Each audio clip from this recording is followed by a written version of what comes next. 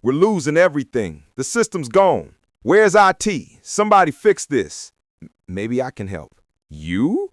You're the janitor. But they didn't know she used to be a software engineer. Mara Jenkins was 52 years old when she started cleaning the offices of Stratus Tech. She worked quietly, moving through the shiny glass halls with her cart and mop. Every night, she emptied the trash cans, wiped down the desks, and polished the floors until they gleamed like mirrors. People walked past her every day, but few ever said hello. Sometimes they nodded, sometimes they didn't even look at her. To them, she was invisible, just another uniform in the background of their busy lives. But Mara noticed everything. She noticed which lights flickered, which desks were always messy, which workers stayed late and cried softly when they thought no one was watching. She had a gentle soul, the kind that carried the weight of her years with grace. Before she became a janitor, Mara had been something else, something she didn't like to talk about. In another life, she had been an engineer. Not just any engineer, a software developer who built programs that helped hospitals keep track of patient data. She loved solving problems, but life hadn't been kind. Her company shut down, her husband got sick, and the bills piled up. One bad year turned into 3. When her husband passed away, she lost her spark. She couldn't find work again in tech. Her skills were old, her resume forgotten, and no one wanted to hire a woman her age. Mara Jenkins was 52 years old when she started cleaning the offices of Stratus Tech. She worked quietly, moving through the shiny glass halls with her cart and mop. Every night, she emptied the trash cans, wiped down the desks, and polished the floors until they gleamed like mirrors. People walked past her every day, but few ever said hello. Sometimes they nodded, sometimes they didn't even look at her. To them, she was invisible, just another uniform in the background of their busy lives. But Mara noticed everything. She noticed which lights flickered, which desks were always messy, which workers stayed late and cried softly when they thought no one was watching. She had a gentle soul, the kind that carried the weight of her years with grace. Before she became a janitor, Mara had been something else, something she didn't like to talk about. In another life, she had been an engineer. Not just any engineer, a software developer who built programs that helped hospitals keep track of patient data. She loved solving problems. But life hadn't been kind. Her company shut down, her husband got sick, and the bills piled up. One bad year turned into 3. When her husband passed away, she lost her spark. She couldn't find work again in tech. Her skills were old, her resume forgotten, and no one wanted to hire a woman her age. So she picked up a mop. It's honest work, she'd tell herself every morning. And it was. Every night, when the building was empty, she'd look at the company's posters on the wall. Words like innovation, courage, and leadership hung in shining letters. She'd smile sadly. Funny, she thought, how the people who hang these words don't always live by them. Still, she did her job well. She took pride in small things, the shine of a floor, the smell of clean air, the quiet hum of order restored. It gave her peace. Stratus Tech was run by a man named Daniel Royce. He was sharp, driven, and very proud of what he'd built. To him, success meant control, and he didn't like surprises. He demanded perfection from everyone, and that pressure made the place run like a machine. Until one morning, the machine broke.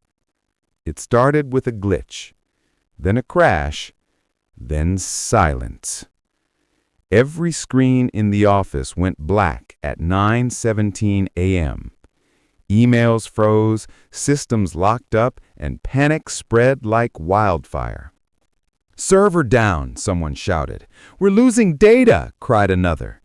The IT department scrambled, but nothing worked. The company's main software system, the one that handled contracts, payroll, and client data, had been hacked. Or so they thought. Daniel Roy stormed into the operations floor, his voice echoing across the room. "What's happening? Talk to me." A young technician stammered. "Sir, we think it's a recursive loop inside the encryption network, but the access nodes are rejecting admin codes." Daniels tightened his jaw. "English, please?" "It means we can't get in, sir." The CEO rubbed his temples, furious. Millions of dollars were on the line. If they didn't fix it soon, investors would pull out. He barked orders. "Get the head of IT. Call the software vendor. I want every expert in here now." Meanwhile, at the far end of the hall, Mara was quietly sweeping the corridor. She heard the shouting, the rushing footsteps, the panic. She peeked around the corner. Dozens of employees were gathered around glowing red monitors. Daniel stood in the center, pacing. Mara leaned on her mop and frowned. She couldn't help but notice something odd on the screens. A line of code flashing again and again. Access root layer failed. She recognized it. She'd seen errors like that years ago when she worked on secure data systems. She knew exactly what it meant. She thought for a moment. Then she shook her head. "No, Mara," she whispered to herself. "It's not your place. You're just the janitor now." But as she turned away, she heard a young woman crying softly near the printer. Her heart squeezed. She couldn't just ignore it. She stepped closer and said softly, "Excuse me, dear. What's wrong?" She sniffled. "If we don't fix this, I could lose my job. Everyone could." Mara looked at the screen again. The error code blinked stubbornly. Her old instinct stirred like sleeping muscles waking up. She asked quietly, "May I take a look?" The woman blinked in surprise. Sure, I guess." Mara leaned over and studied the code for a few seconds. Her eyes moved quickly, the way they used to when she was debugging systems long ago. She said softly, "It's not hacked. It's looping on itself. You have a recursive authentication bug." The woman frowned. What?" Mara smiled gently. "It means your system is asking itself for permission, and it keeps denying itself." Before she could answer, Daniel's voice thundered behind them. "What are you doing touching that computer?" Everyone froze. Mara straightened up slowly. "I'm sorry, sir. I was just—" Daniel cut her off. "You're the cleaning staff, right? Don't touch anything. We're dealing with a major crisis here." Mara nodded quietly. "Yes, sir, of course." She picked up her mop and stepped back. But as she walked away, she couldn't help but whisper, "Try bypassing through the auxiliary boot layer." The IT tech looked confused. "The what?" But Daniel was too busy to notice. By noon, nothing had changed. The IT team was exhausted. They tried every trick they knew, but the system wouldn't respond. Daniel slammed his hand on the table. "This is unbelievable. We're hours away from total shutdown." The lead tech sighed. "Sir, the problem's deep in the root access. We need someone who understands old system protocols to fix it." Daniel snapped, "Then find someone." The room fell silent. Mara was still in the hallway, cleaning near the door. She took a deep breath. Her heart pounded. She didn't want to interfere again, but she couldn't just stand there watching everyone struggle. Finally, she stepped into the doorway. Her voice was quiet but steady. "I used to work as a software engineer," she said. Everyone turned. Daniel looked up, irritated. "What did you say?" "I used to work on systems like this," Mara said, "before I worked here." The IT manager frowned. What systems? Patient data service, she said. We use similar encryption layers. Daniel folded his arms. And you're saying you can fix this? Mara hesitated. I can try. The room went silent again. Daniel looked at his team. They looked back helplessly. Finally, he sighed. Fine, but if you break something, you're responsible. Mara walked up to the main terminal. Her hands trembled slightly as she sat down. She hadn't touched code in almost 10 years. But as soon as her fingers met the keyboard, it felt like coming home. Lines of numbers and symbols filled the screen.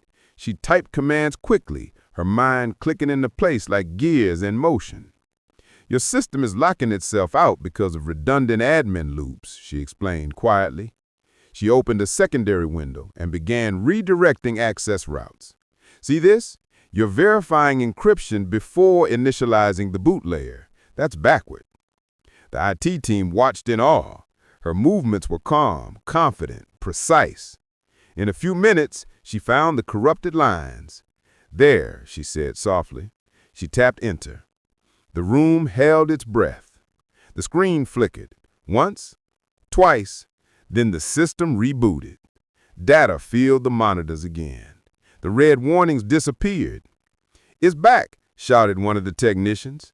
Everyone cheered. Phones started ringing again, emails sent, and relief flooded the office. Daniel stared at Mara. He looked stunned. How did you? She smiled modestly. It was just a loop error, sir. I fixed the sequence. He blinked. You knew what our entire IT team couldn't figure out. She shrugged. I just looked at it differently. For a moment, no one said a word. Then applause began. Soft at first, then louder. Mara blushed. She wasn't used to attention. She started to leave quietly, but Daniel called out, "Wait." He walked up to her and said, "You saved this company today." Mara shook her head. "I just helped, sir, that's all." But Daniel wasn't done. "What did you say your name was?" "Mara Jenkins." "Well, Miss Jenkins," he said slowly, "I think I owe you a proper thank you, and maybe a better job."